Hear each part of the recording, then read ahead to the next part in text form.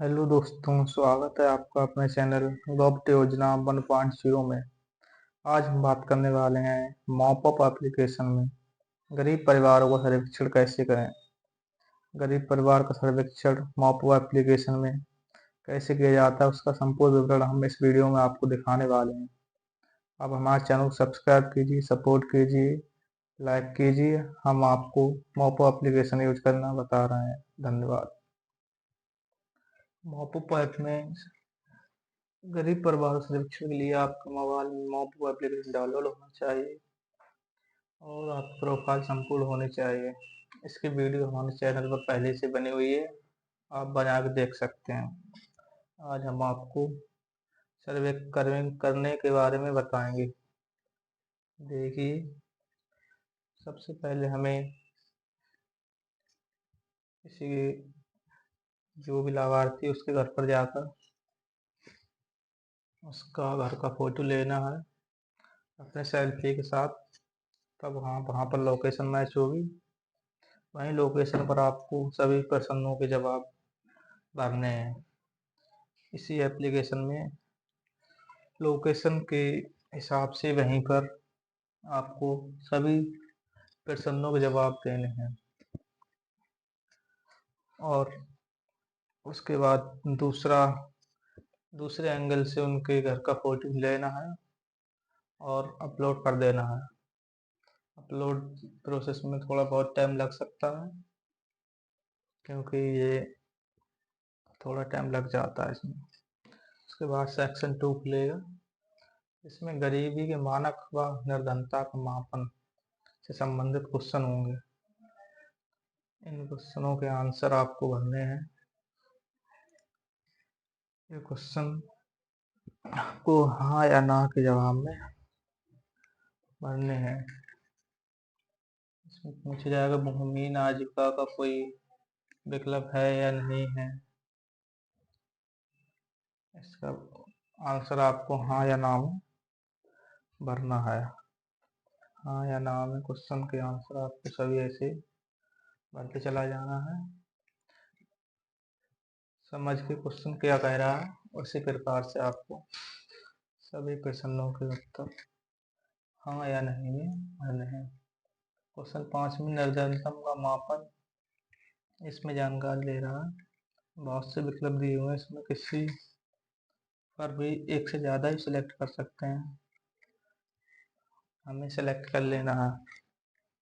जब तक हम सिलेक्ट नहीं करेंगे तब तक ये आगे नहीं बढ़ेगा।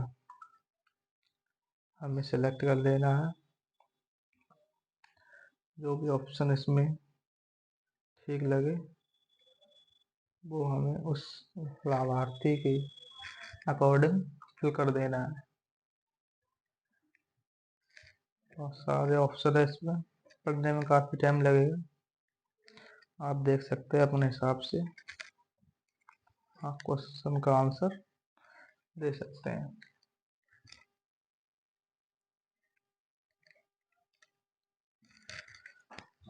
ये क्वेश्चन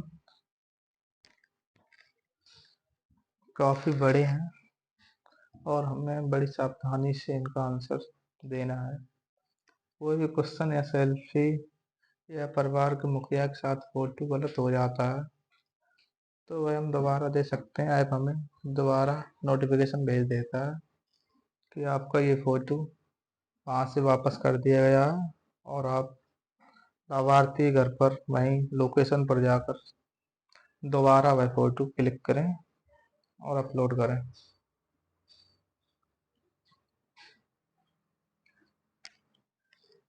इसके बाद मुखिया के साथ उसके सभी जितने भी सदस्य हैं घर के उनके साथ फोटो क्लिक करना है और क्रॉप कर कर सेव कर देना है। सेव करने के बाद मोबाइल नंबर जो हम डालेंगे उस पर एक OTP जाएगा। उस OTP को यहाँ पर फिलअप करके वैलिडेट पर क्लिक कर देना है। इस मोबाइल पर मुख्यमंत्री हेल्पलाइन से कॉल भी आ सकता है कि आपका सर्वे हो गया है क्या क्या, आप जो भी क्वेश्चन हम उत्तर देंगे वो वहाँ पर वो पूछ सकते हैं लाभार्थी से, आपने कहीं गलत तो डाटा फिल नहीं कर दिया। उसके बाद उस मुखिया का फोटो, उसका फ्रंट आधार, बैक आधार और मुखिया परिवार के साथ उसके घर का फोटो हमें दोबारा लेना है।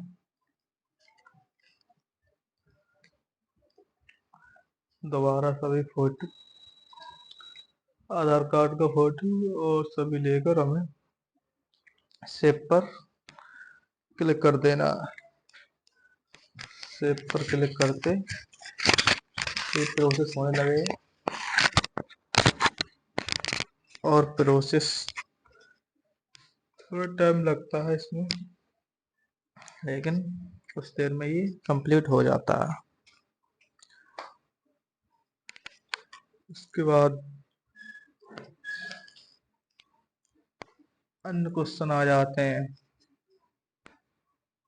यानी बुनियादी सूचना। उत्तरदाता कौन है, परिवार का मुखिया है या परिवार का कोई सदस्य है, तो आप परिवार के मुखिया किसी सदस्य को उत्तरदाता के रूप में चुन सकते हैं। ये पूछता है उत्तरदाता परिवार का पुरुष है या महिला है, वो भी हमें सेलेक्ट करना होता है। उसकी कैटेगरी, उसका श्रम कार्ड है नहीं है, और मोबाइल किस प्रकार का यूज कर रहा है, आयुष्मान कार्ड है, राशन कार्ड है या नहीं है, ये सभी सिलेक्ट कर देना। अगर आप इसमें हाँ का सिलेक्ट करते हैं तो आपको वो डिटेल फिल करनी पड़ेगी होगी। अगर आपने राशन कार्ड पर हाँ कर दिया तो आपको उसके राशन कार्ड का फोटो भी वहाँ पर अपलोड करना होगा। अगर आयुष्मान कार्ड है लाभार्थी का तो आयुष्मान कार्ड पर हाँ करके भी आयुष्मान कार्ड का जो पीएम लेटर होता है वो अपलोड करना होगा। उसके बाद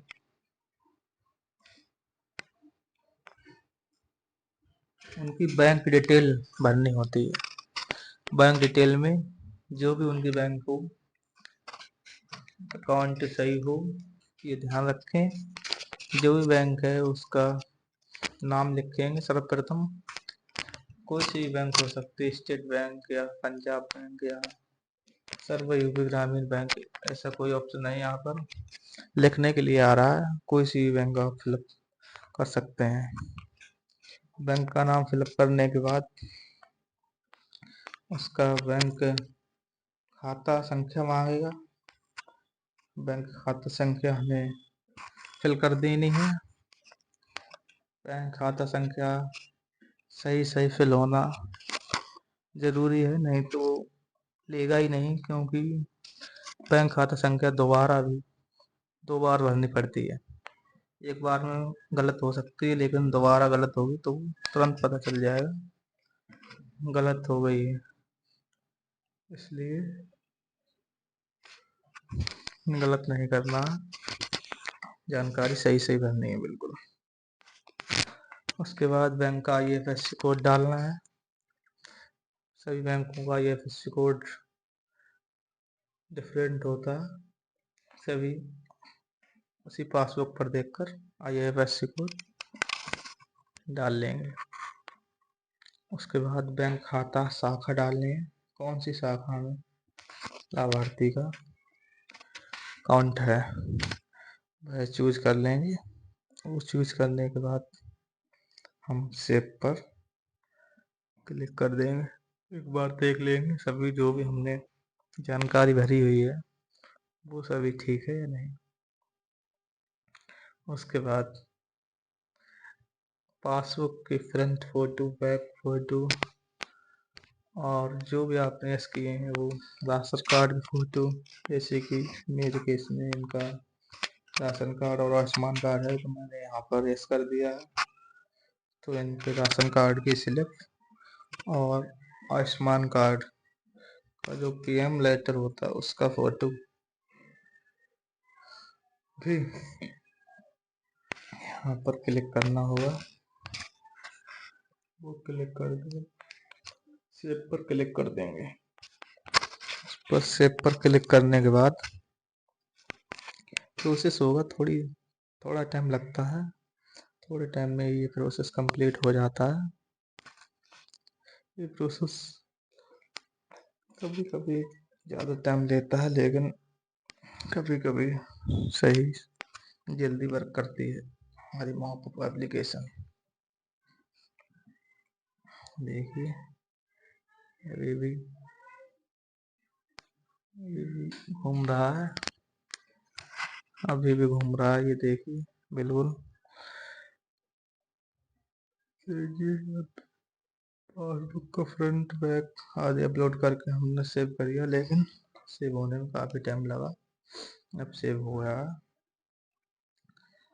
अब इसके बाद नया पॉपअप खुल के आएगा और वहाँ पर सेक्शन में डेमोग्राफिक विवरण आएगा, जिसमें परिवार के सदस्यों का विवरण हमें लिखना है कि परिवार में कितने सदस्य हैं।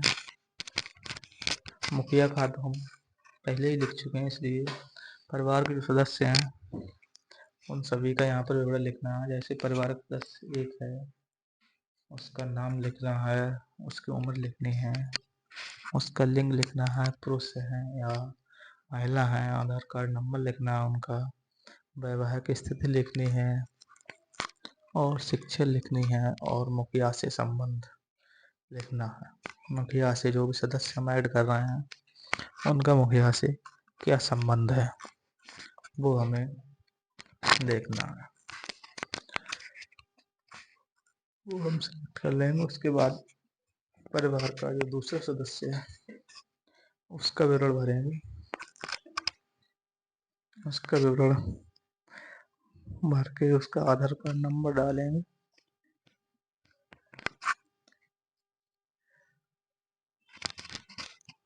जितने भी सदस्य हैं उन सभी का नाम, आधार कार्ड नंबर, उम्र और कहाँ तक उन्होंने पढ़ाई शिक्षा ली है वहाँ वो हमें फिल कर देनी है। इसलिए हमें जब भी किसी लाभार्थी घर पर जाएं तो परिवार के सभी सदस्यों के आधार कार्ड, मुखिया के या किसी सदस्य की बैंक पासबुक हमें पहले ही ले लेनी है। अगर राशन कार्ड है तो राशन कार्ड की स्लिप ले लेनी है। अगर आयुष्मान कार्ड है तो आयुष्मान कार्ड की भी स्लिप ले लेनी है। अगर जॉब कार्ड है मनरेगा में तो मनरेगा की भी हमें स्लिप जो उसकी किताब होती है वो ले लेनी है, क्योंकि हमें बाद में ज़्यादा टाइम नहीं लगाना पड़ेगा और हम तुरंत ही अपने उनकी जो भी डिटेल है वो जल्दी फिलअप कर देंगे। मेरे केस में परिवार में 4 सदस्य हैं तो थोड़ा टाइम लग रहा है उनकी डिटेल भरने में। और कोई भी डिटेल अगर हम गलत भरेंगे तो हमारा मॉपअप एप्लीकेशन उसे वहाँ से वापस कर देगा और हमें दोबारा उसी लोकेशन पर जाकर, लाभार्थी घर पर जाकर हमें दोबारा वो डिटेल भरनी होगी। इसलिए डिटेल सही सही फिल करें, ऐसा ना हो कि हमें दोबारा डिटेल फिल करने हैं, लाभार्थी घर जाना हो। किसी किसी केस में हो सकता है कोई डिटेल फोटो वगैरह सही ना अपलोड हुआ हो तो दोबारा नोटिफिकेशन जा सकता है। स्वाभाविक बात है, आपके गांव में आप जा सकते हैं दोबारा और जो भी गलती सही करके सुधार सकते हैं।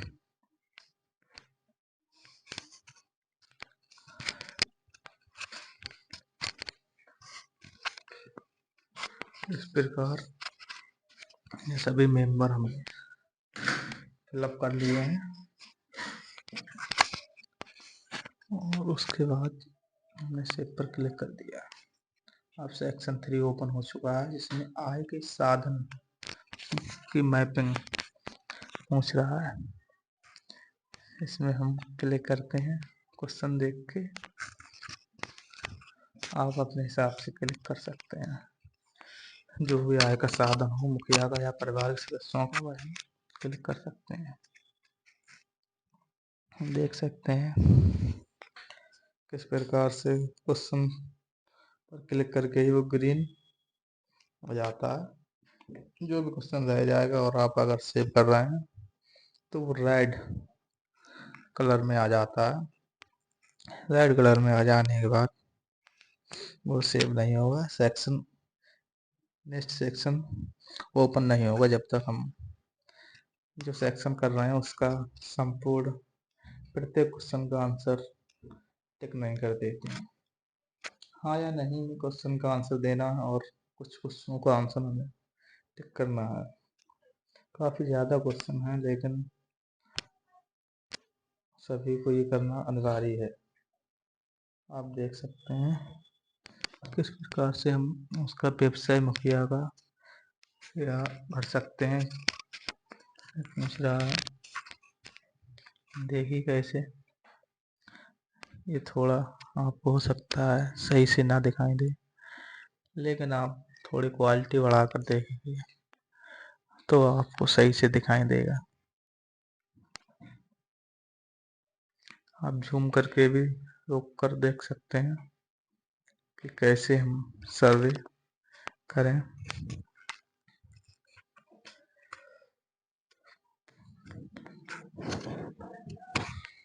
देखिए बहुत सारे क्वेश्चन है यहाँ तो किसी बीसी सके आदि लोगों को तो करना ये बहुत मुश्किल होगा। हम पंचायत साख तो इसे खैर मुश्किल नहीं कह सकते हैं क्योंकि सब क्वेश्चन हमें पता ही है। मुखिया से पूछ के कर सकते हैं मुखिया क्या काम करता है, क्या उसके आय के साधन है या कैसी उसकी आर्थिक स्थिति है, वो हमें सभी लोगों को पता है।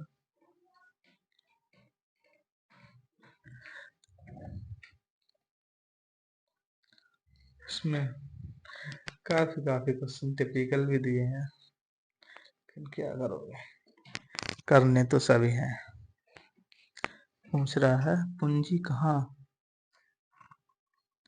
से प्राप्त किया जा सकता है। आपको लाभ चाहिए तो कहाँ से आप प्राप्त कर सकते हैं। बैंक से लेना चाहेंगे या कहीं अन्य से ऋण वगैरह अगर आपको चाहिए तो भी आप यहाँ पर क्लिक कर सकते हैं।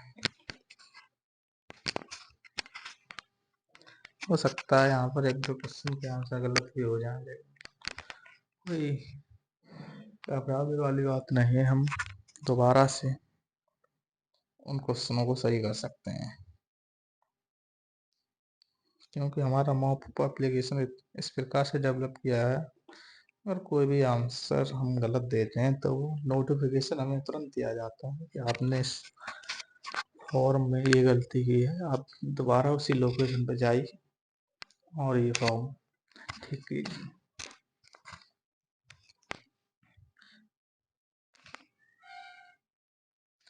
आपके सदस्य पूछ रहा है कि सरकारी सहायता पेंशन इत्यादि आजीविका का क्या साधन है, पेंशन वगैरह है या नहीं, मानदेय है या नहीं। कोई सरकारी कर्मचारी होगा तो स्वाभाविक सी बात है वो गरीब कैसे हो सकता है। उसका तो मानदेय या सैलरी मिलती होगी, उसका हमें फॉर्म नहीं भरना है। हमें केवल अपनी ग्राम पंचायत के सबसे गरीब व्यक्तियों की फॉर्म यहाँ पर फिल करने हैं।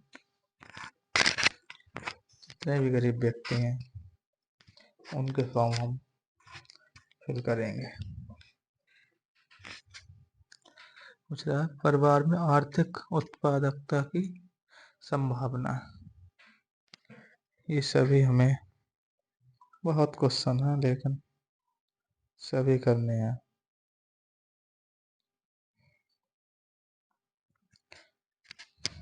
सभी क्वेश्चन बहुत ही स्वाभाविक है लेकिन हमें सभी करना जरूरी है।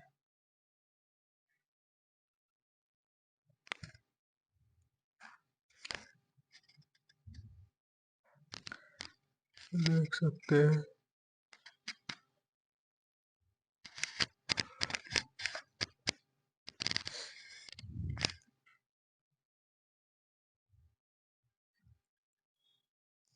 बाहर प्रवास जो लोग करते हैं वहाँ उनको भी बुलाकर हम फॉर्म भर सकते हैं, लेकिन उन्हें बुला सकते हैं अगर वो थोड़ी बहुत दूर है और वो आ सकते हैं तो।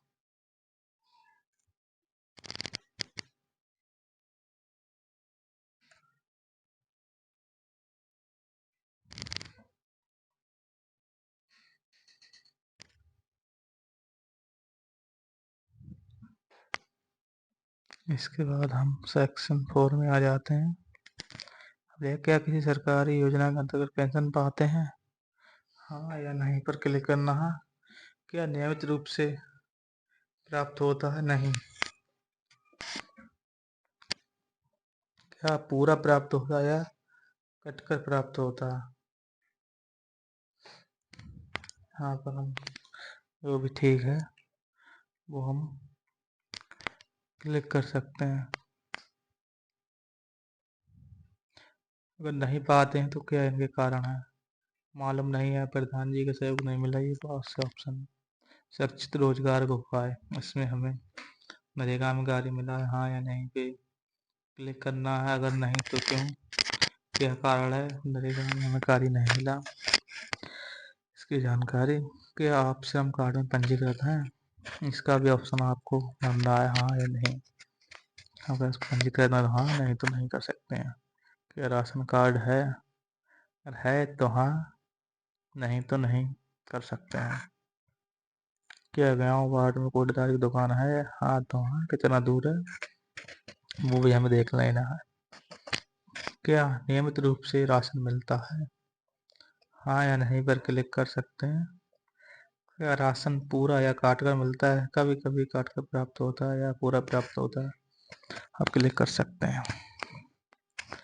राशन का प्रावधान कितना व्यवहारिक है, सही है या जरूरत से कम है। पूरम में काम के बदले अनाज कार्यक्रम पर फीडबैक, सही था। यह अभी के राशन के नियम ज़्यादा सही हैं। और यहाँ पूछ रहा है मुख्यमंत्री दुर्घटना बीमा योजना, इसकी कोई जानकारी नहीं है या हाँ या नहीं। इसके बाद आ रहा है स्वास्थ्य बीमारियों के बारे में क्वेश्चन, तभी आपको हाँ या नहीं में क्वेश्चन के आंसर देना है। कुछ जानकारी मोबाइल के माध्यम से मिले तो आपको कैसा है, ये शब्द सही है या हाँ या नहीं पर क्लिक करना है। बीमारी में दवाओं आदि के, ये हमारा एक क्वेश्चन छूट गया है, देखो रेड हो गया है। ये क्या पूरा प्राप्त होता है तो हम इस पर क्लिक कर सकते हैं। राशन कार्ड का जो भी कोडिंग है वो आपको कैसे राशन वितरण करता है वो हमें देखना। फिर आता है सेक्शन 5, परिसंपत्ति व ऋणदायिता। पूछता है उत्पादकता संपत्ति, कृषि उपकरण, यांत्रिक, मानव संचालित, गाय बैल भैंस, क्या संपत्ति आपके पास है। घरेलू संपत्ति कितनी है, घरेलू संपत्ति आप देख सकते हैं क्या है आपके पास, उस पर भी क्लिक करना। उसके बाद आती है तरल संपत्ति। तरल संपत्ति में दूसरे को दिया हुआ उधारी, बैंक में जमा पैसा जो मिला नहीं है, या गहन घर का सामान, फर्नीचर आदि, जमीन पट्टा आदि, हम इस पर क्लिक कर सकते हैं। अगर ऋण देता है इस पे हाँ या नहीं के बाद सेव कर देना। सबमिट सक्सेसफुल होने के बाद सेक्शन 6 खुल गया। एम्प्लॉयबिलिटी के संकेत था, वर्तमान व्यवसाय आपका क्या है, स्वयं का छोटा व्यवसाय है, दुकान है या खरीद बेच का धंधा इत्यादि है। ये हमें क्लिक करना है, हमें कौन सा ऑप्शन सही है, लाभार्थी के अनुसार उस पर क्लिक करना है। उसके बाद आता है घरेलू व्यवसाय की पृष्ठभूमि, पिता या अभिभावक क्या करते थे, वहाँ पर क्लिक करना है। जो भी ऑप्शन हो, क्या पहले कोई संसाधन था जो अब नहीं है, जो भी परिवार है उसके पहले कोई संसाधन था जो अब नहीं है, उसके पर हम क्लिक कर देते हैं। क्या विस्तृत परिवार में कोई भी कुछ करता है, पूरे परिवार में कोई कुछ काम करता है उस पर क्लिक करना है। कोई कुशलता जो आजीविका के लिए अनुपयुक्त है उस पर हमें क्लिक करना है। आय बढ़ाने के लिए आगे की क्या सोच है, घर के सदस्यों की पढ़ाई करनी है या कौशल विकास करना है या ट्रेनिंग लेनी है, तो हमें घर के सदस्यों की पढ़ाई पर क्लिक कर दिया है। यह स्वयं का कोई कार्य शुरू करना है। परिवार में कोई पूछ रहा है किसी को सरकारी पेंशन मिलती है या कोई गंभीर विकलांग या वृद्ध है, फिर हमें क्लिक करना है। कमाने वाला नहीं उस पर भी हमें क्लिक कर देना है या नहीं।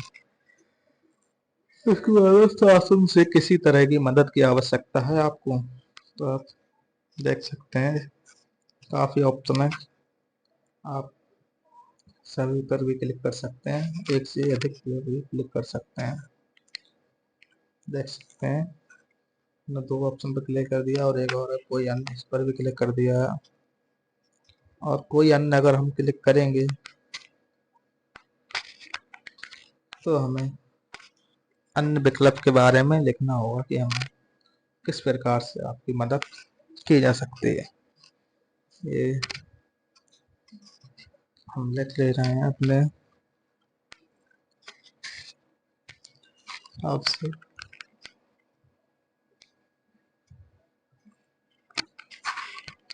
देही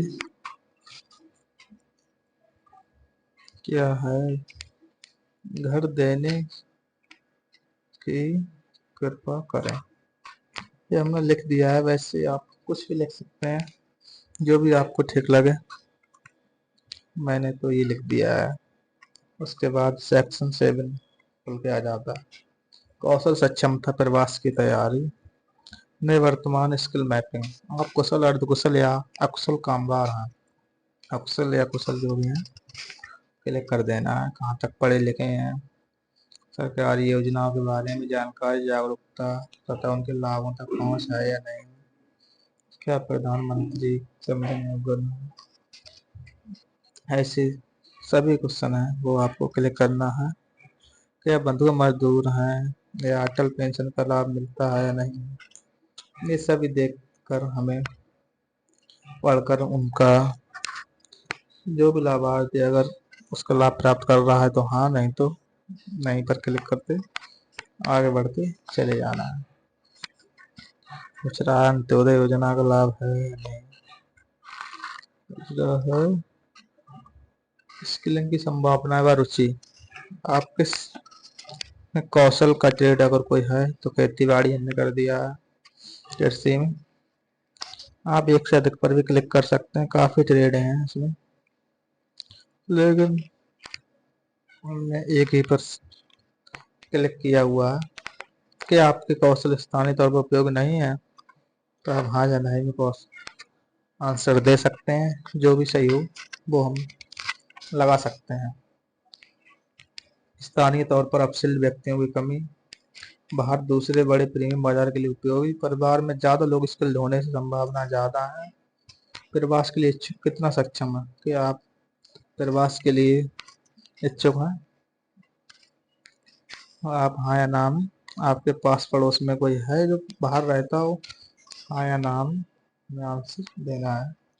बेहतर आय के लिए अगर प्रवास जाना पड़े तो शासन से कैसी मदद की अपेक्षा है, वो भी यहाँ पे हमें देख रहा है। उसके बाद सेक्शन 8 खुल के आ जाता है। सेक्शन 8 में हमें आजीविका के रोजगार और स्वरोजगार से संबंधित क्वेश्चनों का आंसर देना है। सबसे पहला क्वेश्चन, आजीविका के बेहतर विकल्प में जोखिम कितनी है, आपकी जोखिम लेने की क्षमता कितनी है, यह क्वेश्चन है। आप देखिए जो गरीब व्यक्ति है उसको भी जोखिम लेना हो रहा है यहाँ पर, वो भी देखिए हमें थोड़ा बहुत जोखिम वाला हमने क्लिक कर दिया है। यह जोखिम लेने की क्षमता, स्थानीय विकल्प, आर्थिक मदद चाहिए, हमने क्लिक कर दिया। प्रवास वाले आजीविका में हमने पहला क्लिक किया है, जोखिम लेने की क्षमता में हमने आर्थिक मदद चाहिए पर क्लिक कर दिया है। आप द्वारा गए सोचे गए कितना व्यवहारिक है, आप कितनी आय चाहते हैं अपने, उस पर भी हमने पहले ही ऑप्शन पे क्लिक कर दिया है। प्रवास वाले आजीविका के विकल्प संभावना 10-20 हज़ार की आय हो सकती है, क्या ज़्यादा संभव नहीं, आप बाहर जाकर कमा सकते हैं। उसके बाद सेक्शन 9 आ जाता है। एक एक सेक्शन हम सेव करते चलते हैं। अब ये क्वेश्चन है जो हमें पहले राशन कार्ड आदि जो भी हम भरते हैं उसमें भी ये क्वेश्चन पूछे जाते हैं। उसी प्रकार के क्वेश्चन है, ट्रैक्टर है कि साइकिल है कि नहीं है, तो हमें सभी पर नहीं नहीं का क्लिक करते चले जाना है। एक बार आप देख लीजिए, अपने हिसाब से क्लिक कर दीजिए, ऐसा नहीं सभी पर नहीं नहीं करते चले जाएं। जो भी आपको ठीक लगे उस पर क्लिक कीजिए। उसके बाद आ जाता है सेक्शन 10 NFSA से संबंधित क्वेश्चन होते हैं। इसमें कोई फेरी लगाने वाले हैं, कुष्ठ रोग है, अनाथ हैं या स्वच्छकार हैं, मजदूर हैं, या मजदूर वाले पर मैंने हाँ कर दिया है, बाकी सभी पर नहीं नहीं कर दिया है।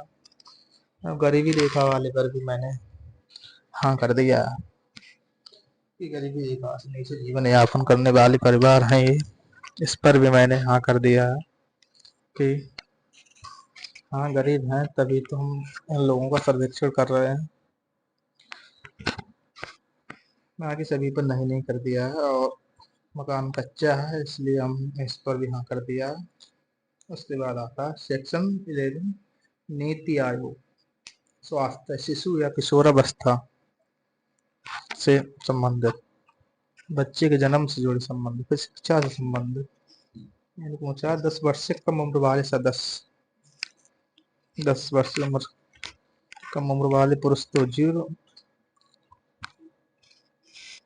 महिला महिला 4 है, पुरुष 3 है। 10 वर्ष से ज्यादा उम्र वाले सदस्य 4, महिला ही हैं चारों। कैसी शिक्षा व्यवस्था के अंतर्गत स्कूलिंग की है? सरकारी स्कूल जो ग्राम सभा वार्ड में स्थित है। स्कूल जाने वाले भी सभी पूछ रहा है, आपके परिवार में कितने लोग स्कूल जा रहे हैं, कितने पुरुष स्कूल जा रहे हैं, कितनी महिला स्कूल जा